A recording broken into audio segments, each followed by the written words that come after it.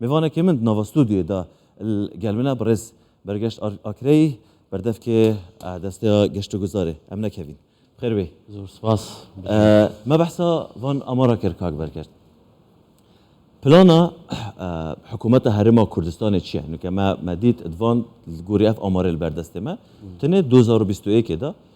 برآورد ادگل چند سال در باز بوی قباری و برهنان نزدیکی 5 میلیارد دلار هم بویه از بارم 2022 داشی نزدیکی نوت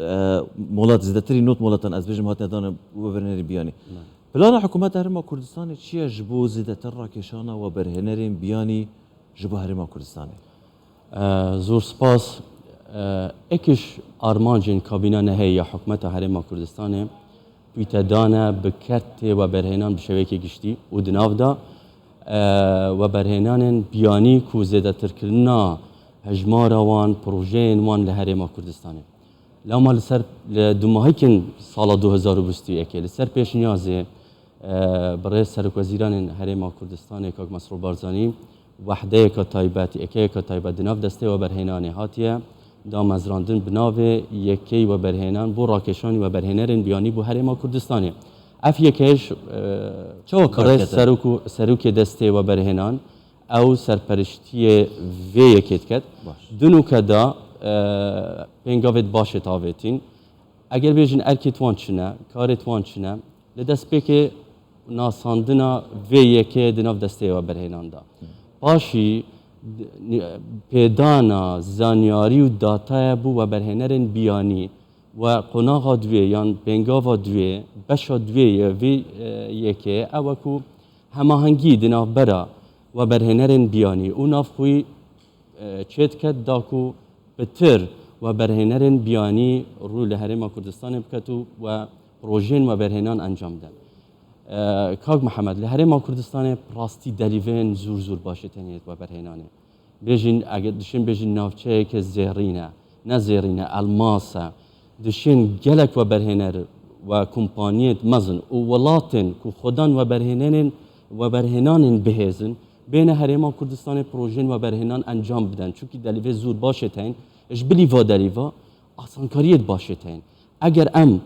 اوه براورد بکن گل ولاتن دور و دور هرما کردستان باشترین دلیوا و آسانکاریت کد بو و برهنرین بیانی دا که بین ناف هرما کردستان پروژت و برهنان انجام بدن کاک برگشت ما بحثا وان امارا کر اف ولاتین بیانی هر ولات که ما بحث ذکری چندین ولات دی حجمارا کازور یا پروژین مازن هنه یعنی اگر تو بحثا امارات بکی تو بحثا المانیا بکی تو بحثا چاینا بکی تو بحثا همین دی یعنی امریکا بکی الهرما کردستان قباره و برهنانه یا بیانی ما بحث لیکر کو گلک بوده 2021 4.9 میلیارد دلار هف برد سال در باز بوده گلک بوده پلان هوا و کو دسته گشت بجینیا گشتیا و برهنانه بو رقصاندنا زمینه که باشتر جبراکشان وان و برهنره یعنی هوا چکریه پلان هوا چیه کو و برهنرین بیانی ایدی بیترس بزانن کو کردستان هرما کردستان بوان بدیله به گوهر جبو گلک شینا گلک نافچه دین اوین کو روشا سیاسی روشا آبوری روشا وام گشتی نه باشه دلیوه که باشه بر کردستان پلان هوا چیه کو پلان دسته و برهنان و وی یکا کو هاتی دا مزراندن اوه کو هرما کردستان باشتر به خلک دروه و برهنرین دروه مزنه کمپانیان در و بناسینن شریعه کی ریکا وی یکی او نوکه وبسایت که تایبت بناوی invest.gov.kr یا هاتی دا مزراندن آسانکاریک او کل در و او برهنر بری بیت هرما کردستانه همو زانیاریت هن کو هرما کردستان چه آسانکاری برهنر کمل در و ولاتی از نخل کی کردستان ما و اف وبسایته هی از چه تعامل گلک او بزمان انگلیسی هی باشه بس ایک زمانه یک قناغه اکی شکلیه بزمان دیج به عربی و کردیش دکفتکاری باشه کو ده تراغه هندن لما ها دهاتی بس کل اف و برهنان و اف وبسایته تیدان نقشه و برهنان یه همو پارزگاه و شاروچکه و تنا اداره سربخوین هرما کردستانه لهر دوره کی دام در فتت و برهنان ناو وبسایت هاتی جگیر کردن و برهنر لسر هر باجره کی وقت بیشن کلیک بکد ببینید فرصت و برهنان چنه هرم کردستانه و همو هاتیه دیاری کردن لهمو سکتره دا تایبتی کو هرم کردستانه تایبتی کابینه نه یا حکومت هرم کردستانه گلک پیداگیری سر سه سکترت گرینگت کرد پیش سازی کشتوکال هر بها گشتیاری که ما اوه حوجه دارین اوه هنده ناگینید که ام سکتر دی ولا بنین نه بس اوه بو جرخان آبوری هرم کردستانه گلک ضروره گرینگه و کو بيتا بيتا دا از باش اظن دائما ما قالك كورتاجي اللي تبع حسات شيء كير از خازم سراوسم افا برنر هاكو هات كليكر بونمنا بوي دوغ دركات ماستر بلانك هاكو او برنر جبجبكاتيان الديف او بروجي وي هي اف زميننا او عردي هيك دبيش از فلان بروجي اللي دان بيغومان زاني حريما كردستان داليفيت ويت بروجيت وبرهنان تدهين روجانا وبرهنرن بياني سردان سروکی دسته و برهنانت کن دا خازنامه پیشکش کن چون هند دلیویت دهین و دیشید و دلیوا ببینید بری کو بیتیش افروکاجی مزنترین کمپانیا یه ریکوپرا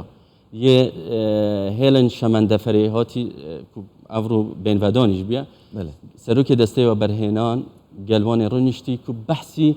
وان پروژین گرین که تاتی نکرم تایبتی هر آسنین کنو که بابت که هر گرین او پنگاوید باشد بو هاتی ندان و در فتت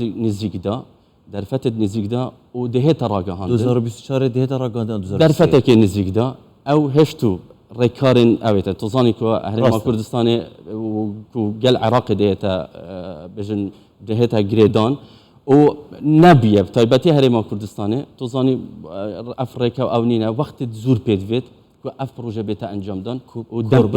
کوربند و برهنانه اوه کو دسته گشتیا و برهنانه ده انجام داد کرتی هفکارت بشر دمک